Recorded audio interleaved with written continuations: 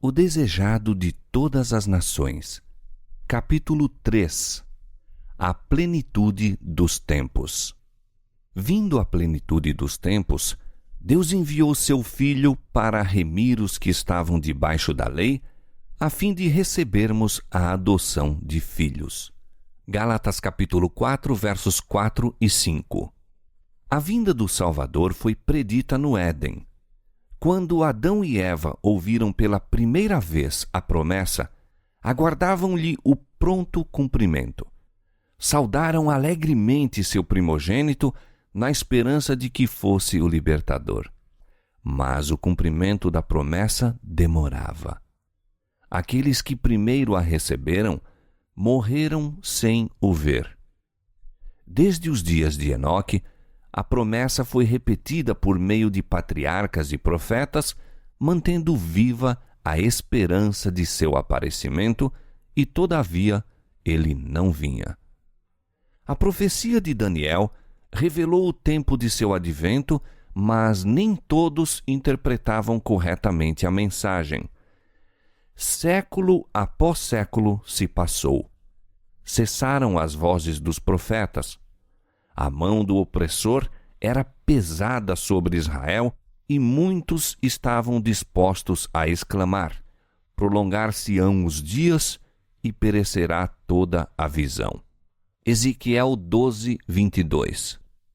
Mas como as estrelas do vasto circuito de sua indicada órbita, os desígnios de Deus não conhecem adiantamento nem tardança.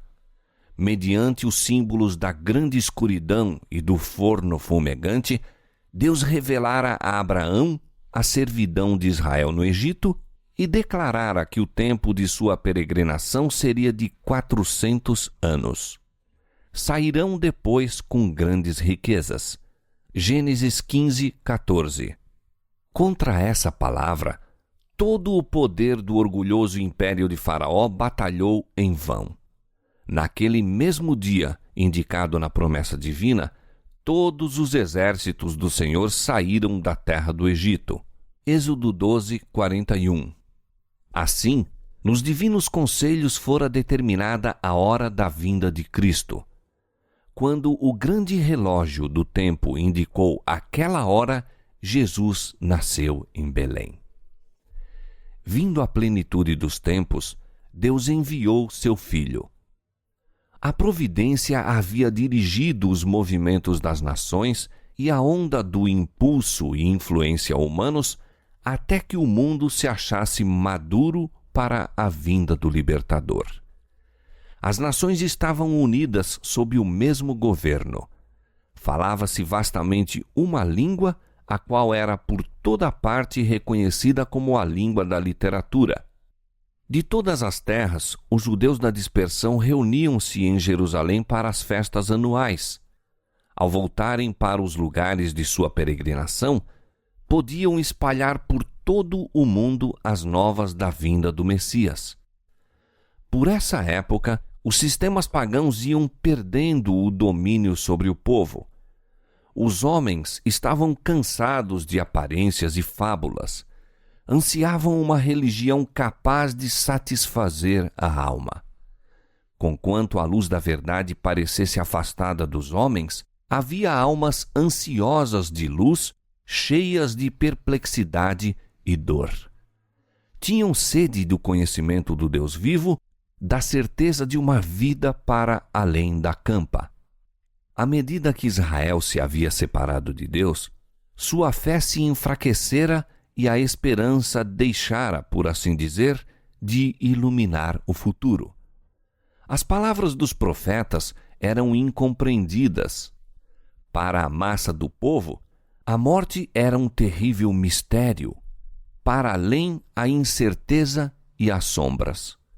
Não era só o pranto das mães de Belém, mas o clamor do grande coração da humanidade que chegou ao profeta através dos séculos, a voz ouvida em Ramá, lamentação, choro e grande pranto.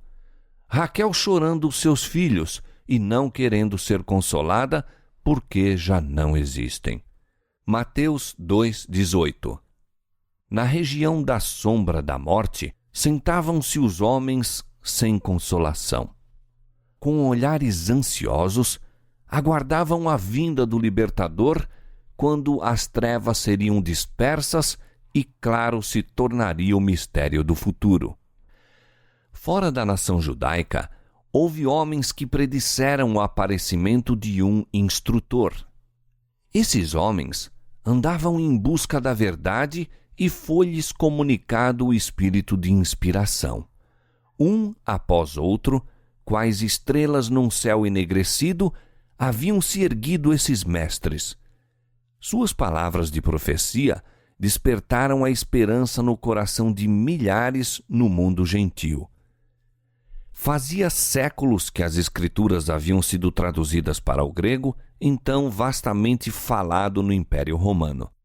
Os judeus estavam espalhados por toda a parte e sua expectação da vinda do Messias era, até certo ponto, partilhada pelos gentios.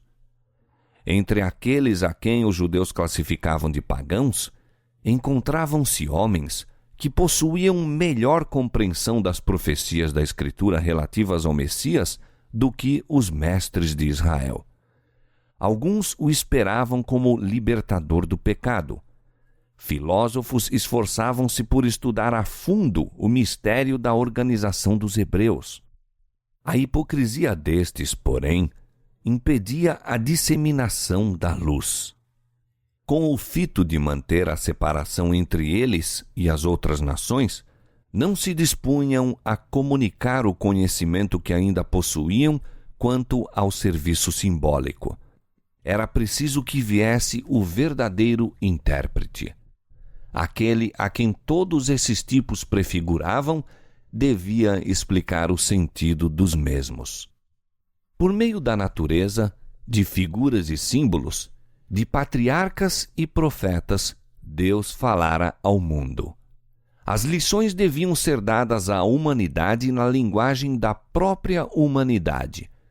O mensageiro do concerto devia falar. Sua voz devia ser ouvida em seu próprio templo.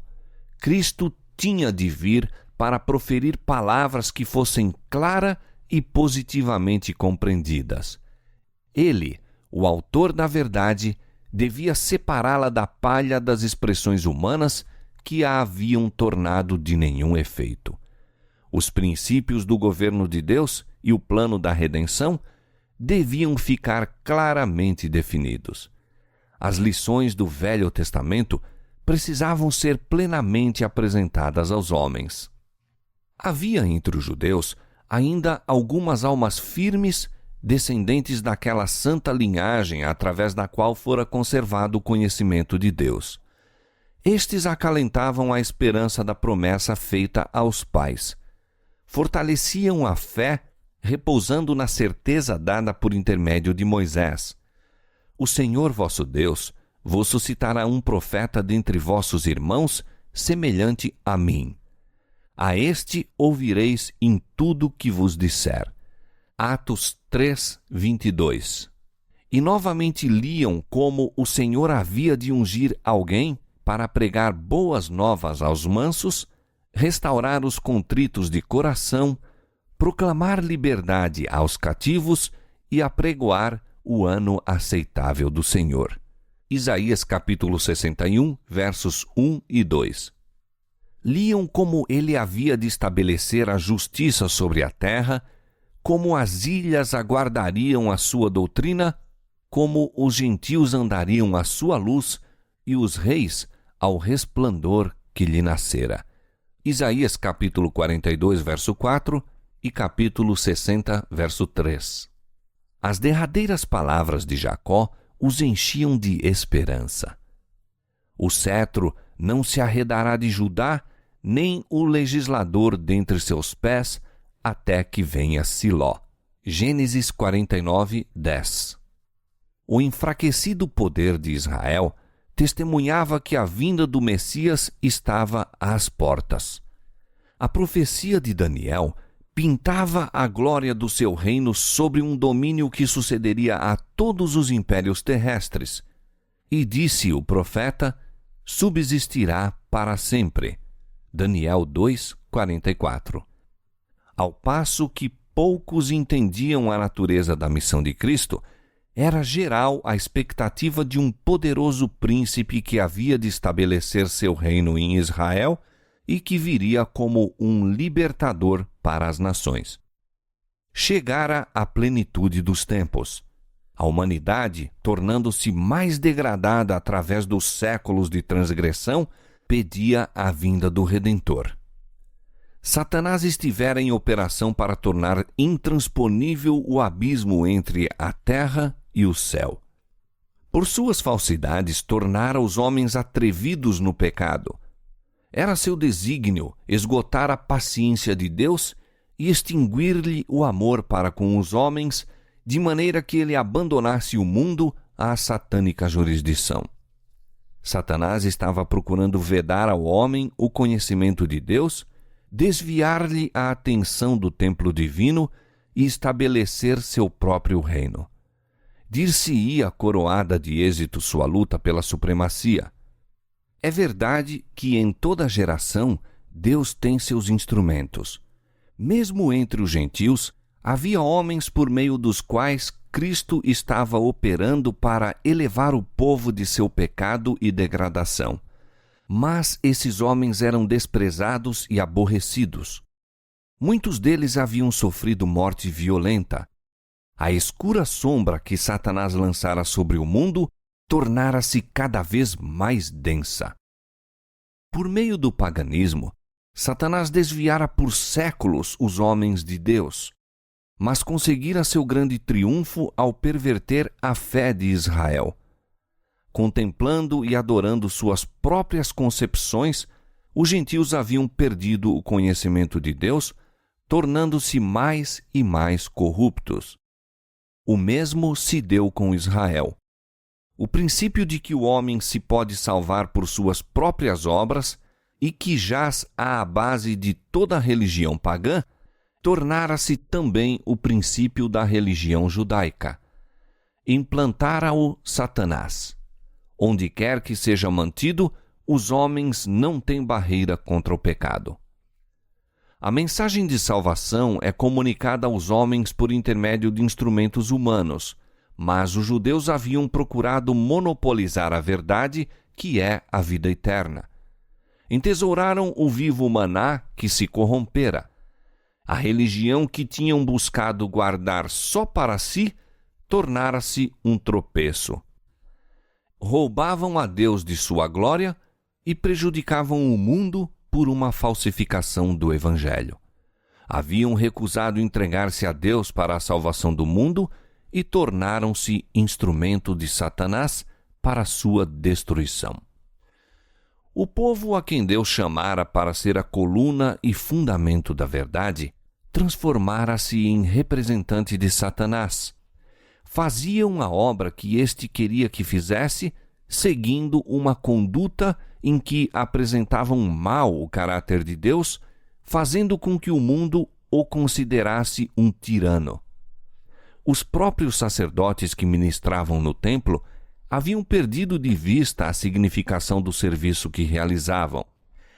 Deixaram de olhar para além do símbolo àquilo que ele significava. Apresentando as ofertas sacrificais, eram como atores num palco. As ordenanças que o próprio Deus indicara tinham se tornado o meio de cegar o espírito e endurecer o coração.